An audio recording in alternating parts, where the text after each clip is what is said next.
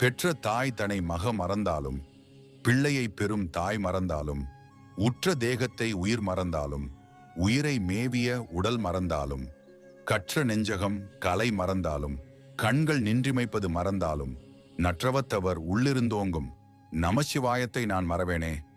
நீ எதற்கும் கவலை கொள்ளாமல் என்னை நினைத்து உன் மனதினை ஒரு நிலைப்படுத்து. தினமும் 10 நிமிடமாவது என்னை நினைத்து தியானம் செய்ய மறந்து விடாதே. ஆன்மீகத்தால் பல நல்ல விஷயங்களை உணர்ந்து தங்களை தூய்மையாக்கி கொள்பவர்கள் அதிக தூய்மையாகி கொண்டேதான் இருக்கின்றார்கள். பக்தி இல்லாதவர்கள் மன நிம்மதி இல்லாமல் புலம்பிக் கொண்டேதான் இருக்கின்றார்கள். நான் கூறும் வார்த்தைகள் ஒரு சில நபருக்கு நன்றாக புரியும், ஒரு சில நபருக்கு இனிமேல் தான் புரிய ஆரம்பிக்கும்.